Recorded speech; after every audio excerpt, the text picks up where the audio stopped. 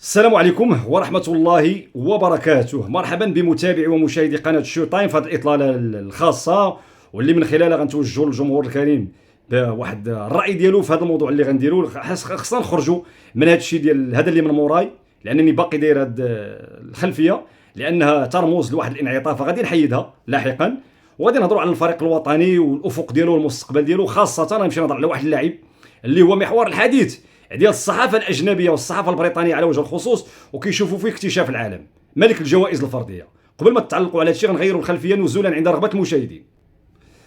نصلي ونسلم جميعا على رسولنا الكريم محمد الرحمه المهداة للبشريه جماعه، صلوا عليه وعلى اله وصحبه وسلم تسليما.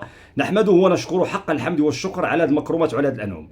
هذا هو المعني بالامر. ملك الجوائز الفرديه عثمان معمه، اللي اليوم يمثل الحدث اللي بغيت نبدا به الحلقه في هذه القناه ديال الشو تايم، على اعتبار انه في غضون 3 اشهر تحصل على 5 ديال الجوائز، وكل جائزه تبرز ماذا؟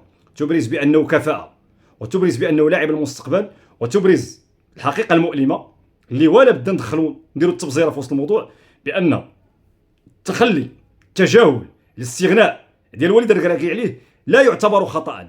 ميز ما بين هادشي. التخلي ديال الركراكي عليه يعتبر خطيئه، ونتمنى تميز ما بين الخطا والخطيئه.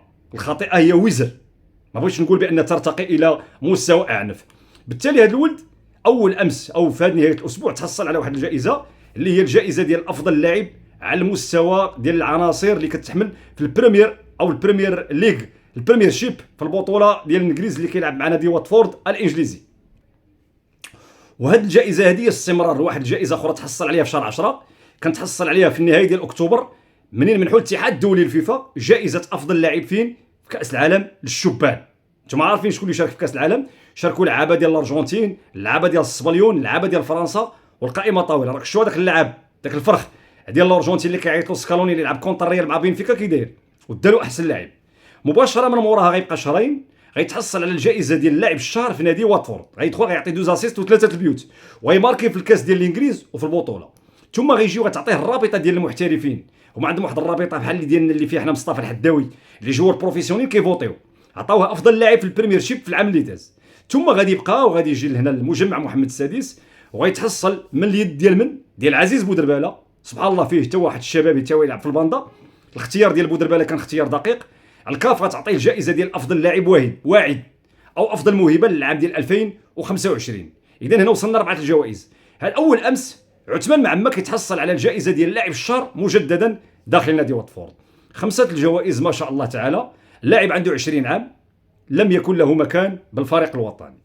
واحد الفتره كانت الصحافه الاسبانيه الاس من بعد ما اكسبلوزا ولعب كونتر السباليون ودار فيه بحاله طالونات وداك الشيء ديال الابداع، داك الشيء المستوى العالي. ومن بعد الفينال اللي كان دار مع المنتخب ديال الارجنتين كانوا سلطوا عليه الضوء وكانوا سموه السي ار 7 او كريستيانو رونالدو الجديد ديال المغرب. وبداو كيهضروا، وانا كنقول لكم هذه الهضره هذه ما كتدخلياش الراس. ريال مدريد يهتموا به لان ديجا دوزوا السلعه المغربيه. هذا اللاعب الخديم ولا حكيمي ولا ابراهيم عارفين لو طالون ديال المغاربه، وبالتالي مجرد لو التواجد ديالو في الصحف ديال الاس والماركه، واخا انا دائما كنتكلم على المصداقيه ديال هذه الصحف، فكان تشريف لهذا اللاعب. ثم ايضا لاحقا الصحف الفرنسيه والصحف الانجليزيه تتحدث على ارتفاع القيمه التسويقيه ديالو ب5 الاضعاف، لانه طلعت لا فالور ديالو من 1 مليون 3 5 المليار. علما بانه ملي غتبغي تشريه دابا من واتفورد ما غتهضرش معاك اقل من 30 40 مليار. وانتم عارفين الانديه الانجليزيه ساندرلاند مشات شرات اللاعب ديالنا شمس الدين الطالبي من بلجيكا ب 30 مليار، ونادي ليستر سيتي مشاو شراو عاوتاني لاعب من بلجيكا اللي هو بلال الخنوس ب 30 مليار. ونادي اخر مؤخرا شكون هو بورنموث ياك، مشاو شراو امين عدلي ب 27 مليار من ليفركوزن. اللعابه ديالنا ما شاء الله ساويين اللي السن ديالهم تقريبا، ملي كنقول لك شمس الدين الطالبي 30 مليار راه بحالو بحال لاج ديال اللاعب عثمان معمه. بل وقيله شمس الدين الطالبي 19 عام وعثمان 20. غير هذه بوحده خصك دير الطنطون ديال دماغك تحلو، وتحل الكروات والفيزيبلات، وتقول كيفاش واحد اللاعب ما عيطلوش بانه غنحرقوا عنده 20 عام، وعيط له واحد سميتو بن الصغير بليسي وما حركتوش، وجبتو 20 عام، وجبت بودلال حتى هو 20 عام وما حركتوش. كيفاش؟ واش 20 عام ديال هذا ماشي 20 عام ديال هذا؟ علما بان المردود ديال معمه داير 2 دورات على هادو كاملين في الحاليه، لان الا بغيتي تشد شي واحد شدو في لسانه هو تيدير لو فورما دو مومون او الفورما الانيه. الا كانت الفورما الانيه ما بين شهر 10 و11 و12، الفورما اللي شاعل في الفورما وجيعان كره وشبعان كره تكنيكمون او تكنيكمون وفيزيكمون فهو عثمان معمر. بن الصغير راك شتي واحد الوقيته، دابا غنعطيكم واحد المعطى اللي كتخلي الحوايج مره استفز. غير كنتذكر هذا السيناريو كتطلع لي المراره، كتجيني الحرقه هنا وكتوقف ليا.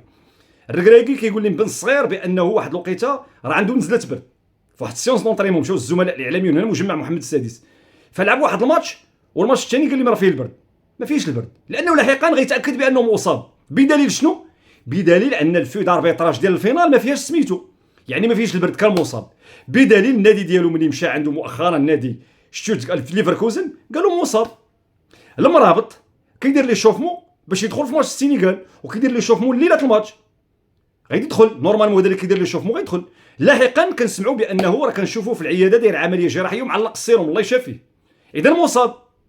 ايضا اللاعب شكون هو اللي كيبرز بانه السير كراكي كان الاناحي غنلعبوا ما نلعبوش داكشي ديال كان مواه حتى واحد ما مسوق تلعبوا ولا ما تلعبوش، راه قاريه صوره وعارفينك حوايج اللي كانت كدار واللي كانت كتير. المحمدي في الفيو داربيطراج المغرب والمنتخب ديال السينيغال، وهو النادي ديالو بركان كتقول لك راه 48 ساعه قبل الماتش ديال المغرب والسينيغال تصاب. شوف خليو عندكم هذه، انا نعاودها لكم هذه الخبيره. المحمدي كان هو رومبلاسون ديال ياسين بونو بناء على الورقه ديال التحكيم ديال الماتش المغرب والسينيغال. اذا الا تصاب بونو كان غيدخل المحمدي، الا وقع شي فيرتيج لبونو بحال اللي كان وقع ليه مع بلجيكا شكون اللي غيدخل؟ المحمدي. علاش؟ حيت كاين في الورقه ديال التحكيم. نهضات بركان غتقول لنا بان المحمدي الفينال ما كانش واجد. علاش؟ قالت لنا بركان بانه 48 ساعه قبل الماتش الفينال تحل ليه الكتف، وهذا الكتف كان تحل ليه في زامبيا في شهر 10 قياس الخير، وبالتالي كيفاش هو محلول ليه الكتف 48 ساعه وانت دايرو في الفيو داربيطراج؟ هادو امور تفتضي. واحد ملي كان حيت انا جبت مع عمه وقارنته مع اللاعب بن الصغير وخرج لي هذا الموضوع هكا، ما يعني شي حاجه غريبه، شي حاجه ما مقبولاش، شي حاجه تقتضي. هذا السكوت كيخلينا نقولوا هادشي. مادام هو ما ظهرش وما خرجش باش يدافع على راسو، راه كيزيد يورط راسو، كيخلي هذه المجموعه ديال الاجتهادات كتطرح هذه الاسئله، واللي هي اسئله مشروعه ما فيها لا تعدي وما فيها شي حاجه، فيها اسئله مستوحاه من وحي وقائع ومعطيات. علما انه ملي كتكون في واحد التظاهره مجمعه كما تعلمنا في الشرائع ديال كره القدم، الاحاطه الطبيه كتكون في داخل المنتخب ماشي نادي. الاحاطه الطبيه كتكون لا ميزاجور ديالها، ها اليوم شنو وقع للمرابط، ها اليوم شنو وقع الاناحي، ها اليوم شنو وقع الايكامان. علاش؟ الحق المعلومه هذاك الشيء ديال الموهنه لادفيرسير بابي جاي قراك وقراك كره سالينا، والمنتخب النيجيري ما نتذكروش ما بلا ما نبقى نهضر. بالتالي حنا كنهضروا هذا الواقع ديال الاستفزاز اللي جرني عليه هذا عثمان معمه. فاليوم الصحافه الانجليزيه كتقول عثمان معمه غيكون من المفاجات ديال كاس العالم. فانا كنستحضر من تكون عندك لاعب فلاش ديال 20 عام وجاي في هذا لابروغريسيون وانفليش ما شاء الله صاعد، واش غيصلح ليه مدرب بحال هذا اللي داز عند الفريق الوطني واللي بازلت عند رايي خذ ديال الشوطين. الا الركراك يبقى ناخب وطني، انا الزاويه ديال المعالجه ديالي ديال مباريات الفريق الوطني ستتغير. بناء على ماذا؟ بناء على قناعه وبناء على جرح تعرضت لي انا وواحد المحيط يعني يلزمني. هذا الموقف الشخصي ما كنصدر من خلاله ازمه، ما كندير من خلاله تحريض، حاشا لله. ابرز موقفي الشخصي اللي كيعنيني بوحدي وما نغير ما والو. بقى تما الله يسخر ليه، الله يسهل عليه، يدي حتى كاس العالم. غير انا واحد الوقت قلتها، انا كنعاود ناكدها لكم، في ميريكان عندي واحد التفاؤل كبير باننا غنقدروا نديروا شي نتيجه كبيره في كاس العالم، ولكن ونديو مع الركراكي ما غاديش تغير لي النظره ديالي وما غاديش ينسيني في الجرح الغائر اللي تحملنا 10 ايام. والنهار اللي نسيناه 10 ايام فيقنا فيه الحكم ديال القاهره اللي زاد شنو دار لي؟ مرضني بالدارجه. بالتالي الموقف ديالي من بقاء الركراكي موقف ثابت لا يتغير. انا اليوم كنهضر على واحد الجيل يقوده هذا الولد عثمان معمه، واللي كتنظر ليه الصحافه الانجليزيه والصحافه الفرنسيه بانه من الفلاتات او المواهب اللي غتسطع في كاس العالم. ولكن انا ملي كنقرا هذا الشيء وكنشوفوا داه الجوائز الفرديه وما تمتش المكافاه ديالو في كاس افريقيا كما ينبغي، وملي كنشوف لو طالون بحال هذا الشكل وكنقارنوا مع نماذج دازت قبال منه، راه واحد بلال الخنوس حتى هو ما شاء الله كانوا تيقولوا زين الدين زيدان اللي جاي ديال الكره المغربيه، وجاهد بلال الخنوس ما بين وقتاش دا القطر 22 حتى دابا شحال 4 سنين، هو باقي يقول لنا بلال الخنوس يتطور 4 سنين. اعطيوني الحجم ديال التطور ديال بلال الخنوس داخل الفريق الوطني، واش 10 واش 20 واش 30%؟ انا كنهضر لكم على بلال الخنوس اللي هو تقريبا نقولوا 18 عام ومعمى 20 عام، حيت بلال الخنوس دخل الفريق الوطني واصبح اصغر لاعب كيلعب في كاس العالم اللي حيد الرقم ديال حكيمي. واش تطور مع الركراكي كما ينبغي؟ واش هو نفس التطور ديال لامين يامال ولا ديال كوبارسي ولا ديال هاوسن مع ديال فوينتي؟ انا كنسولكم الا كان هذا غادي نقولوا بان الركراكي الا بقى وجا مع عما غادي نستبشروا خيرا مع عما. غندير واحد الاسقاط ديال واحد المجموعه من العناصر الاولمبيه. غنقول لكم واحد البوشواري، الصحافه الفرنسيه راه كانت كتشوف فيه حسان ماد مع عما، كانت يقولوا ميسي المغرب وميسي سانتيتيان والان جيريس ديال المغرب. بمجرد انه سلم على الشرعي اللي كان لو شوشو ديالو، بمجرد جابوا واحد الماتش مع البرازيل في مدينه طنجه ما بقاش شاف فيه. هو ورضا بن الحيان. دابا عطيوني رضا بن الحيان وعطيوني البوشواري وعطيوني بلال نادير وعطيوني امير ريتشاردسون وعطيوني العزوزي. عطيتكم هاد البروفايلات، هادو راه بحال معما، وديجا عندهم الصفه ديال البطل الافريقيه في البلاد، وديجا كان ينظر لهم بانهم يشكلوا فلته من الفلاتات ديال الكره المغربيه. عطيوني الهامش والمؤشر. الهامش شحال تطوروا مع الركراكي، والمؤشر واش تعطيو له حسن ولا مستحسن ولا قل من المتوسط. لكم واسع النظر. انا ملي كنهضر على معما بانه دا هاد الجوائز ولم يتم دعوته للفريق الوطني، وملي كنستحضر الحجم ديال الاصابات والمعاطب، شاف الله الجميع. المعاطب راه ما تنقولش، كنقولها وانا الجر والمراره، وكنطلب لهم الشفاء. اللي تضربوا مع الركراكي كنقول كيفاش وعلاش وما الذي يؤخر الجامعه لمساءله الركراكي. كيفاش هذا قلتي غتحرقوا وما حرقتيش، وقلتي له خصك نشوفك مع اللعابه الكبار.